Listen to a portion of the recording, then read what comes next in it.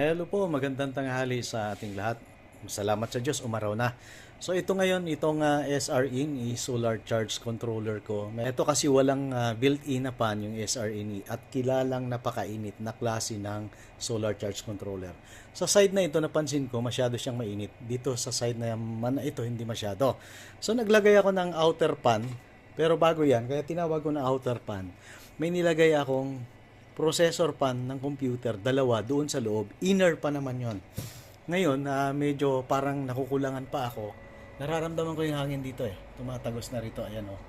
Yan. Naglagay ako ng puting, pinaka-poste niya, pinaka-paa niya para nakaangat si SSC. Bali, 4 po yan. Yan, at saka ito. Lagay tayo ng isa nito. Ito. Malakas to kahit maliit lang. Dito naman natin ilalagay.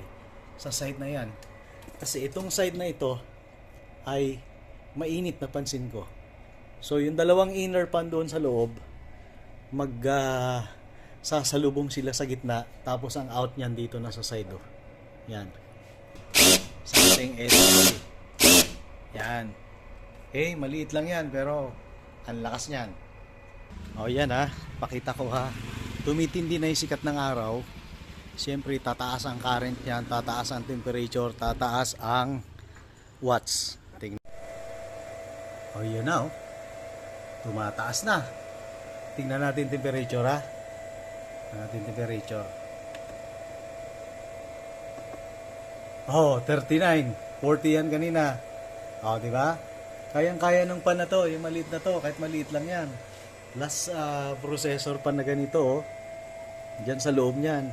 So hindi ko pa pinapagana itong outer pan.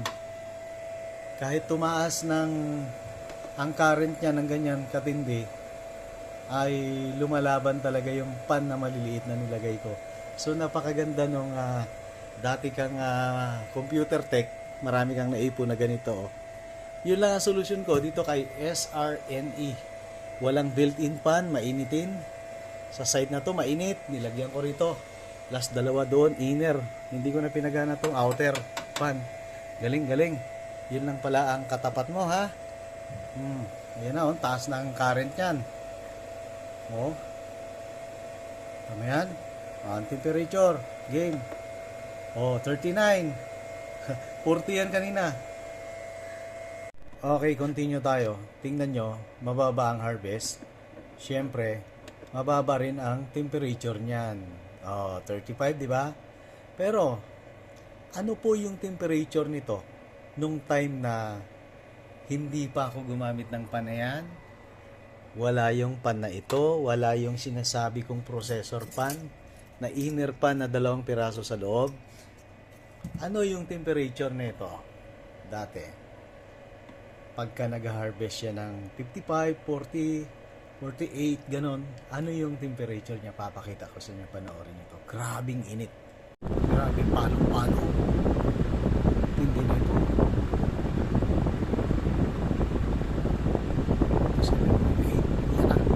Malapit naman 60.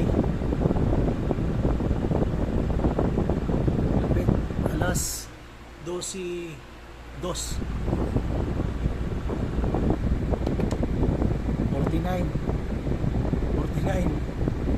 Baka mag 50 pa yan. Ganitong oras talaga, grabe talaga. Balik tayo ron. Bumaba mag 20. Yan, tumaas siya kasi nagbabad na siya sa current na yan. 54 sa current na yan, sa watts na yan. Mataas kasi masyado yan. So normal yan na umakyat siya dyan sa 41. 44 pa nga dapat yan dati yan 49 yan 50. Grabing init. Di ba? Panalo pa rin. Pag umabot ng 44 yan, paganahin natin itong outer pan. Tingnan natin. Sige. Ayan nag-42 na siya. Bakit? Kasi ito nga pataas ng pataas yung current at saka yung watts. Napakabilis mag-charge niyan. Kaya niyang punuin agad itong battery ko. So obserbahan pa natin. Ganun ang ganun ang nag-DIY solar setup. Okay, observe lang para matuto tayo ng maraming bagay.